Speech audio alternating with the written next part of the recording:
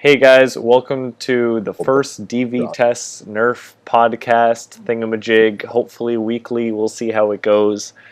We are here with our first ever guest, Nick Marvin, also known as Nickrarri on YouTube slash Reddit slash Nerf Haven slash wherever else he uses that name. Instagram, I think, right? Yes, All right, Instagram too. say hi. Hey guys. All right, so really quick, give us a quick bio about yourselves. How long have you been in the community? What do you currently do, and that sort of thing. Sure. Yeah. So I've been in this hobby since I think 2007, which makes this year being the 10th year in the hobby. So quite a long time. Kind of got into it through the whole entire Nerf Haven scene with all those really old school blasters and modifications, and really got to see the community grow. Right now I'm in college, so I'm doing a lot of HVZ stuff, running the club at my school, and going to invitation where I get the chance to. All right, cool. So let's talk a bit about where you started. So you started with the scene like 10 years ago, Yeah. and you started with NIC because that's basically all there was at the time that you started. I think HVZ was only like a year or two old when you first started. So Right. tell us about what So, NIC was like when you first started and how it's kind of changed over the years. right. So yeah, I mean, just a little bit of distinguishing. If people aren't aware, the NIC is commonly referred to as like the DIY homemade blaster type scene where people use homemade darts, and it's more of a Nerf war scene. Whereas there's things like Superstock and HVZ, which utilize stock darts and modified blasters. So when I was around, getting into the hobby, there was basically nothing for HVZ. It was like, as Dennis said, it was really small. You had like one or two schools doing it. It didn't really blow up in popularity as of yet. So really, the only Nerf that you saw was in the small, tight knit community on places like Nerf Haven, or I believe Reddit was around then. However, I didn't use it. So it's definitely changed a lot in the sense that the community has grown exponentially. That's really prominent. You can see at most like a couple people being on the Nerf Haven time, back in 2007 to now like having a group like Nerf Modders Welcome with 20,000 members active and participating, which is crazy. So. All right, cool. So aside from the growth in numbers and obviously the growth in firepower, what are some of the big changes that you've noticed in terms of like how people mod and that sort of thing? Yeah, I think that, I mean, outside of like the obvious growth, uh, something that I've seen come into the community a lot more over the past 10 years is the introduction of kit-based modding. Back in the day, in 2007 or earlier, you didn't really have access to kits. You had your access to anything. You had access to the hardware store that you had locally. You can buy things on McMaster-Carr for more special materials, but mostly everything was completely from scratch. People were taking out air restrictors, and they would put on a stock, and a lot of their blasters were more performance oriented. Whereas now you see a lot more kit based stuff where people are going for really cosmetic modifications to try and make their blasters look a certain way, whether that be through integrations or using a body kit, such as the very popularized Vector kit for the Strife. Um, you definitely saw a huge growth of the kit based scene, and whether that is good or bad is debatable. I think it's personally responsible for a lot of the growth we did see, because as soon as people see that they can make their Strife look like a vector, they're like, whoa, that's so cool. And, that encourages people to get into the modifying scene and really start them into the higher process, just because they can see something that looks cool and is easy to do. And that really will encourage them to get into the whole entire modification scene. So overall, do you feel like the the whole kit-based modding transition is a good thing because, like you said, it's definitely inspired a lot more people to mod stuff when before it was a lot less accessible, considering you had to go find all those parts yourself. You couldn't just say, what's the best hammer shot spring, and suddenly 5 aftermarket companies come up with a bunch of different options for you. Yeah, definitely. So, I mean, I'm a little torn on this. I see it in two lights. You know, on one end, I have the perspective from being old school, like back in my day, you know, I had to go to the hardware store and find some springs that maybe worked and like try them and like do some shell cutting and oh my gosh, it worked or it didn't work and I, you know, ruined a recon. But basically, I don't know. I think that some of that is lost and the ingenuity of that is lost on kit-based stuff. You don't see people cutting their own brass anymore. You see them buying artifact kits. And I feel like it loses some of its charm because someone like me, I have a for things that, and not necessarily built by a aftermarket company such as, you know, Worker Artifact. But, you know, on the other end of the spectrum, I just see it being such a useful tool to get people into the hobby. Oh, I don't need to know anything mechanically. I can just go ahead and, you know, pick up these kits and, oh, I like that. I don't like that. So I'm going to use this part and this part. And I can make something custom with very little effort. And they can get into playing Nerf because maybe they enjoy the Nerf part of Nerf over the modification part of Nerf. You know, there's different parts of Nerf. And you really are getting those people who may not be interested in modification to play, whereas before, if you were wanting to play, you really had to modify your stuff, and that wasn't an appeal to a lot of people. So, you know, it's a double-edged sword. Like, it's good and bad. I don't really know personally where I stand on it, but in general, I think it can be considered a good thing. Okay, cool. So yeah, I definitely agree with you on some of those points. I really like that we have this whole aftermarket community where we can just, you know, oh, I have a Strife. What can I do to it? There's a billion options because everyone's competing to have the best stuff out right now. I think that competition's definitely like a really good thing considering there's so many aftermarket companies. It's been really exciting to see the motor race over the past 2 years when MTB released their Rhino and Hellcat, and then to see the growth of that from using horrible RM2 motors to now having the Neo Hellcats and the Neo Rhinos coming to market this winter. So that's crazy.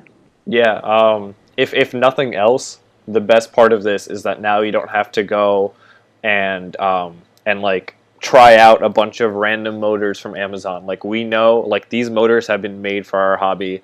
Same thing with springs for any blaster you could want. There's a spring made specifically for your blaster now, as opposed to trying whatever crap you find at the hardware store. So those are definitely enhancements. And I think you brought up a good point earlier, where now it's a lot more cosmetic mods because everything's so easily available. Like the internals, you can just drop in, modding a Strife to be top tier, tier 0, however you want to call it, takes 20 minutes. And now you could spend another, couple hundred hours for people like you and Mr. Nathan making absolutely amazing body work and stuff. Right. So this is something that's really interesting to see. I mean, back in 2007, you saw very little for cosmetic stuff. It was all very performance oriented. But now, you don't see people as focused on the performance. One of two things: there's the kit, but also is more centric towards Superstock rather than NIC type gameplay with Stefan darts. You see people less focused on performance because they're generally capped out at certain FPS limits anyways, and so they go and throw their creativity on how can I make this look cool? How can I be the most original person on the field? And that's something that I really appreciate. So while we've touched a little bit on Superstock, how do you feel about this split between Superstock and DIY? So it's kind of interesting that Superstock wouldn't exist without HVZ, because in HVZ you kind of have to have FPS caps, because you don't want to be shooting people point blank with 200 FPS or whatever. That shit hurts, and you shouldn't be doing that. But now we're at Nerf Wars that also have that also have caps like 150, 170, what have you, depending on your club, which means that you can't use DIY stuff, which means that has now become its own separate category. How do you feel about this split? So, I mean, I feel like this is the big thing that really hurts me as someone who has appreciation for the old school hobby of having NIC type plays. My first personal favorite type of gameplay is Nerf wars, and more specifically, being able to play NIC type gameplay where you're engaging people at 100 feet distance with basically pump action shotguns that hold 8 rounds, and there's that really interesting, you're engaging them from like a distance large enough that you can dodge the darts, but like you don't have too many darts. And I really have an appreciation for that like homemade blaster and Stefan gameplay, and you've really seen that die down over the course of the time that I've been in the hobby. It's actually kind of sad with the growth of HVZ and the popularity of that. See a decline of the NIC and that type of gameplay. So I mean, it's something that I'm personally invested on trying to reverse and to get people interested in that aspect of the hobby, because that's personally what I love the most. But that kind of saddens me a little bit. However, I feel like popularity for the Superstock scene has a lot to do with the amount of people in it. Like, what I mean by that is a lot more clubs that are using Superstock blasters, so you're more inclined to pick up and build a Superstock blaster, and that's something that's kind of cool. So I don't know. I guess that's a little bit in terms of where I fall in my stance. Okay. So kind of a thing that I think we've been talking about in various group chats and whatever is like recombining the two, because we're now at the point where flywheels are getting closer and closer to that like 200 FPS mark that NIC sits at. You can buy a worker kit, like straight up kit, that'll get you that 200 FPS. Long shots, the Exus kit, all that stuff is getting closer and closer, if not hitting that NIC mark. So do you think it's time to recombine the two, or do you think we're just going to end up stuck with the split for a while? See, that's something I'm actually really excited for. I definitely want to see the combination of those two things. Having different rule sets for different FPS of blasters. Like if you have an FPS blaster, like certain FPS blaster like 200 plus, they have to be like single shots. But like if you have like sub 200, you could have flywheel blasters, and that gives a certain dynamic to Nerf wars and how they're played. I've seen it happen in a couple instances. I believe some of the guys around New York City have dabbled in that mix crossbreed of Superstock and NIC type gameplay, and it just fascinates me that those two can coexist, and it's something that I'm really looking forward to, especially with I find personally that the Superstock scene is really starting to turn into electric paintball. And what I mean by that is the amount of you can just unload a whole entire mag as you would in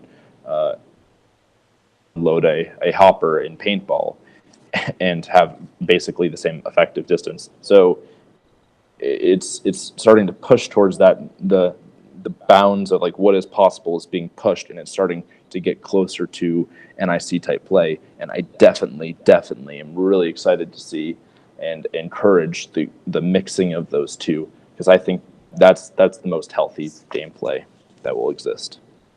Absolutely agree with you there. I think that'll be a lot of fun to see more Nerf wars combine the two.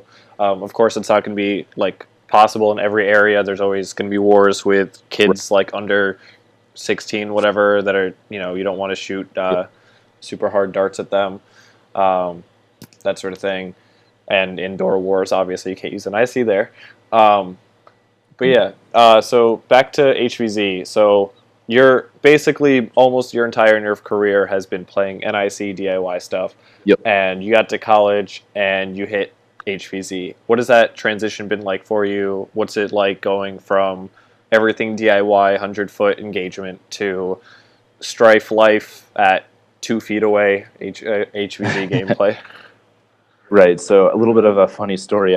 So I didn't actually own any like stock blasters or blasters that shot stock darts up until this time last year. So fall 2016, when I first got to college, they had a orientation game at my college to get everybody introduced to HVZ, and I showed up with a homemade blaster. Like, can I use this? I have Steffens.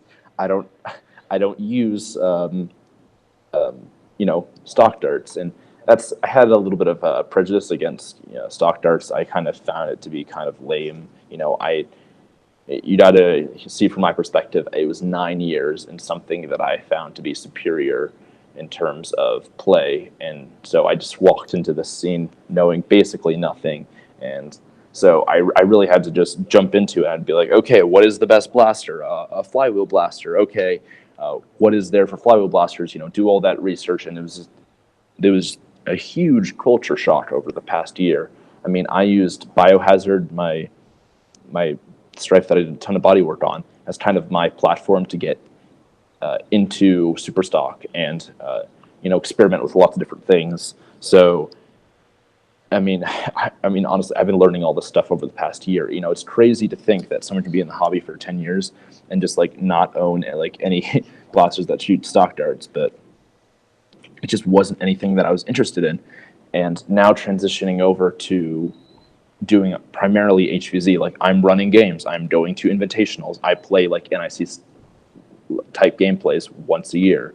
So it's primarily what I'm doing. It's definitely a huge culture shock. I feel like there is advantages and disadvantages to both. I personally still feel like I enjoy Nerf wars a lot more than HVZ. I feel like there's some fundamental issues with HVZ, but at the same time, I think that there is such a huge community and backing for HVZ that it also has some distinct advantages that make it a lot more fun in certain aspects. Definitely. So based on your transition, so I know you were talking about getting more people into NIC, Yep.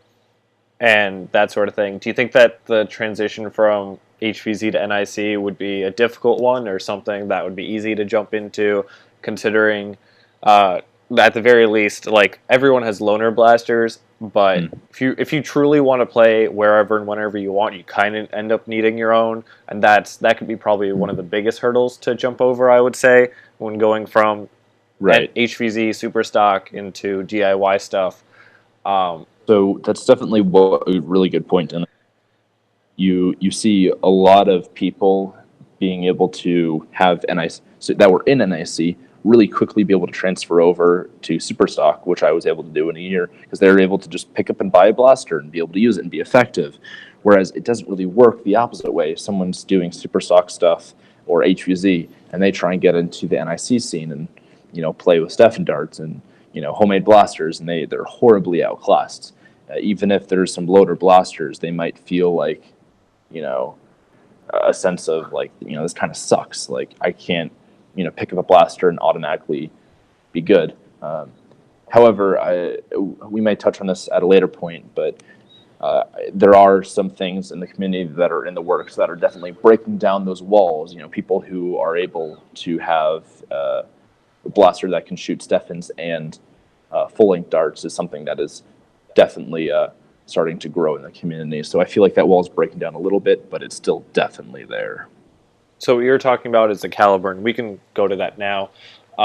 Right.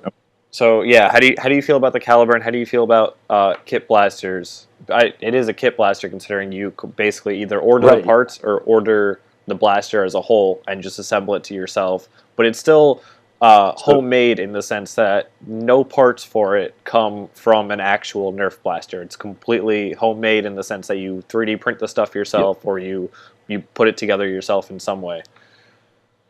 Yeah, so I think this is good to touch on right now.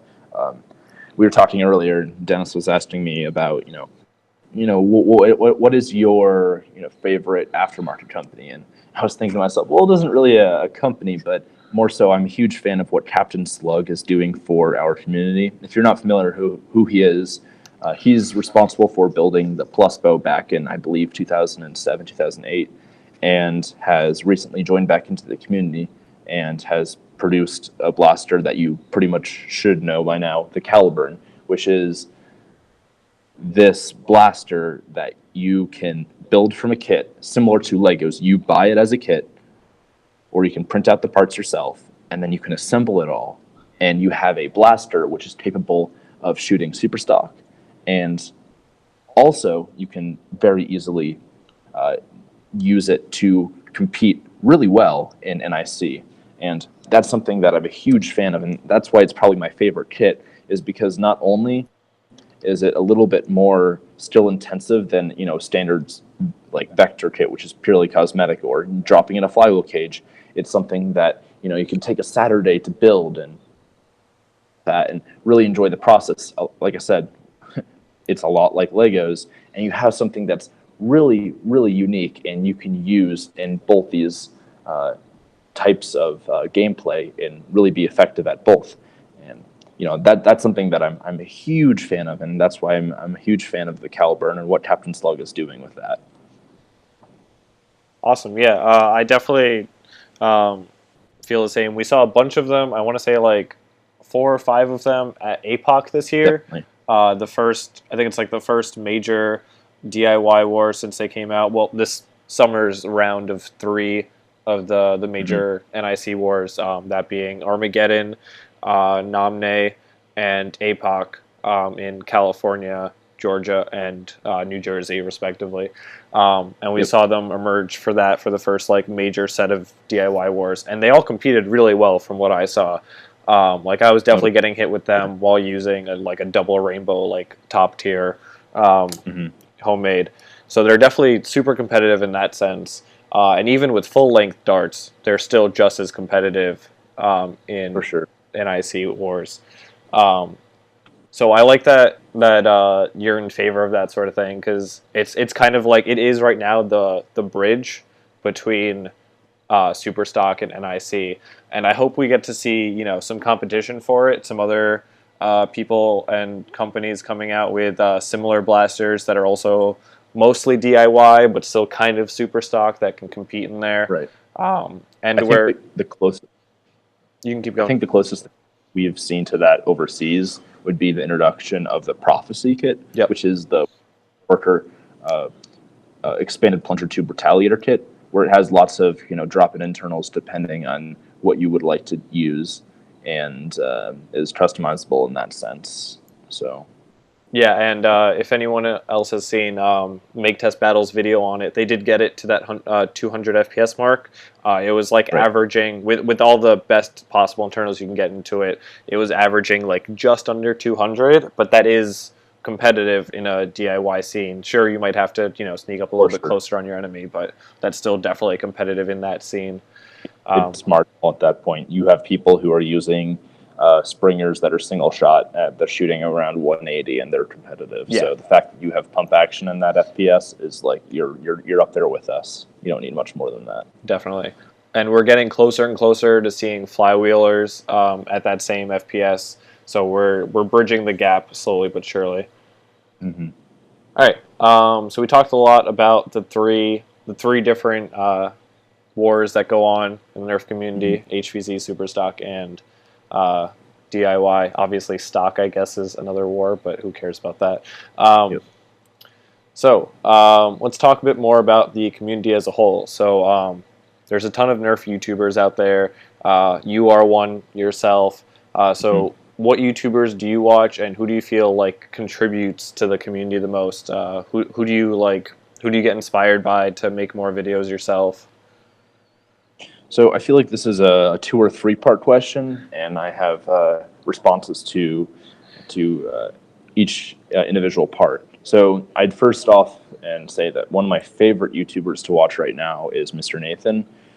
I feel like he's doing a lot for the community in terms of, with the community going and favoring cosmetic modifications more in the realm of integration. He's teaching us a lot about different integration techniques, which is extremely extremely useful if you're getting into that part of Nerf. And so his videos are not only fascinating, but the types of blasters he makes are just so, so cool. So I feel like he is one of my favorite YouTubers to watch. Now, I feel like in response to who contributes the most to the community in terms of YouTubers, I gotta say that my answer to this would be Drac, Lord Chronicle, however you want to address him by. But the fact that he has the resources that he has, access to, a multitude of blasters and, ties with certain companies, basically all over the community, and being able to put resources back into the community and grow it further, whether that be to his channel, whether you like it or not, like he is growing the community by exposing people to certain modifications or products, but also the support he does for the more dedicated player base, such as events like NWAR. I mean, he bankrolled that. That was a gift to the community from him, and the fact that he's able to put those resources back into the community is something that I think he contributes by far like the most to the community in that sense. And the third part to your question, I definitely so this is broader than YouTubers, I should say, but who inspires me? I personally am getting a lot into integrations, cosmetic stuff, as that is where Superstock is headed. And my big three people in that category of Nerf is definitely Mr. Heath Pants on Instagram. He has some beautiful work, as well as Mr. Nathan, who I mentioned earlier, as well as Hawkeye, who uploads videos on and produces really tier 0 amazing, primarily flywheel blasters, but he's also dabbled in some homemade stuff. They really have some amazing quality and unique work that I really appreciate in the Superstock area in terms of homemades, which is another part of Nerf that I'm not letting die, and I still make homemades. I recently made a batch of double rainbows and a plus bow that looks like a crossbow. A lot of my inspiration for that definitely comes from Jay Lego on the Nerf Haven forums. You probably aren't aware of who he is if you're just into Superstock stuff, but I'm sure Dennis can put up a picture of his beautiful, beautiful machined plus bow. And so I have a huge love for the plus bow. It is something that I loved since day one, and I use over any other blaster, despite it being superior at an NIC war, because that is my favorite blaster to use. And my inspiration is always from his build, and my goal is to get as close as I can to his level of perfection and quality. And I'm never going to hit it, but I'm going to keep reiterating and building new plus bows. And that, in that sense, he really inspires me to put my best into homemade blasters and keep those alive. Awesome. Yeah, I definitely agree. I like that all of the YouTubers you mentioned that you watch and that inspire you the most are all people who take a lot of time to put up long videos on their like work in progresses, which is I honestly don't know if I can think of any more YouTubers beyond who you mentioned that really take the time to do that sort of thing. Mostly everyone else focuses on like one-off videos that are reviews or showing off their blasters. And of course, like every time Bobololo puts out a video about a new blaster he's made, he'll show us the internals and some of the step-by-step stuff. Right. But it's never quite to the level of people like Mr. Nathan, who has episodes upon episodes, hours and hours of footage of him modifying one blaster as he does it. So that's really cool. Excuse me. Bless. Yeah, so definitely. I think that I personally really appreciate YouTubers who don't necessarily upload, all the time, every single chance they can get, just uploading and padding their content. Rather, I really appreciate those who upload but with really high quality stuff. I believe there's some smaller ones, smaller channels, which I'm going to give a quick shout out to. I think there's like OC Nerf, and I'm forgetting the exact name, but I will mention him later on. There is another person who I've really been enjoying lately, who uploads build logs of his blasters that he's working on. So I'll try and find that for you right now. Okay. If you want to. As you do that, I'll talk about the next question that we're gonna discuss is Facebook, Nerf Haven, and Reddit are basically the three biggest places to talk about Nerf blasters, and they all kind of have their own quirks, upsides and downsides. So I want to talk a little bit about those because those are very much a big part of this community, and like it's where all the discussion happens. So it's kind of a big part of it. So what are your thoughts on the three? Which one do you use the most, and why? Okay, definitely. Real quick before we get into that, I found him 498 Nerf, really small channel, but he uploads build logs of his progress on certain blasters. Lately, he uploaded Arctic Wind, which is a beautiful, beautiful rival blaster integration that he did. I highly recommend checking him out. Really underrated. I'm really enjoying his content. Okay, now in terms of the actual question, what do I prefer? What do I use most? Whether that be Facebook, Nerf, Haven, and Reddit. For me, the answer is hands down Facebook. I feel like a lot of the community over to using Facebook rather than Nerf Haven over my time in the hobby. It's really obvious to see.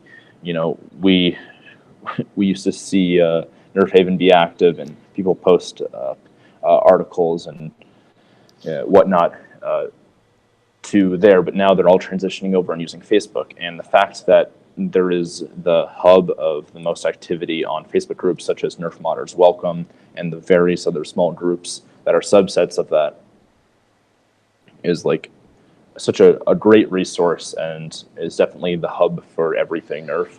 I personally spend the most time on Facebook if I want to look at Nerf things because it's all right there, the most recent stuff. And I think second to that, I also use Reddit. I will occasionally scroll through, not to the degree which I use Facebook, but I will scroll through, and there are some things that not necessarily are posted on Facebook and are on Reddit that do catch my eye. I feel like there's an issue of there's a level of being anonymous on Reddit, which I don't really like. You know, the issue of people just downvoting for the sake of downvoting and not really know who you're talking to kind of isn't as great as Facebook in that sense. Just I like to associate a person to the conversations I have because I feel like it's a lot more personal. And I feel like, you know, this hurts me to say at the same time, but it's just the reality of the situation. Nerf Haven's definitely the least used of all those things. I will check Nerf Haven maybe 2 times a year, and that's it. You know, it's really died down. And it's sad to see because it is a collection of. I like to view it more as a museum for our hobby now. There is the old school content and history all packed in and documented on there. You know, like the old school, like, you know, people who would show you tutorials on how to remove an air restrictor or like how to build a homemade blaster. That information is all packed onto there, and that is vital to keep around. But in terms of everyday use and social media and staying connected and, you know, learning about new things, it isn't there anymore. And, you know, it's sad to see, but it's just the reality of the situation. So you got to be blunt with it. Yeah, definitely. I feel like Facebook has definitely grown as one of the most popular places to talk about this, especially with all the different groups. Like there is a group for any part of the community that you can be into. There's one specific to DIY stuff, which I think you're actually a moderator or admin of. There's one specific to flywheelers. There's one specific to like just getting help with things. specific to various YouTubers or whatever, all that sort of thing. So there's a community on Facebook for everyone who's interested in the hobby. And Reddit, while is popular, is kind of just repeating content. And Reddit, I think, also feels a little bit more like a museum because you have all these posts that are there forever. It's a lot easier to find like ancient posts on Reddit than it is on like Facebook or whatever. So Facebook, I feel like for me personally, is more about the conversation. Reddit more is just about like, here's a thing I did. Mm-hmm. I don't know if you feel that way too. Yeah, in terms of like actual, content to be able to refer back to, I feel like that's something where Facebook and Reddit lack. Like you may be able to dig through Reddit and like find a post on, detailing how to do something, but really in terms of like documenting like steps on how to go about doing a modification or learning how to do something like wiring or body work or whatever, I feel like the place for that information is definitely YouTube, and the tutorials there are definitely much better located on that platform just to be able to refer back to. Much easier to search and find information in that sense.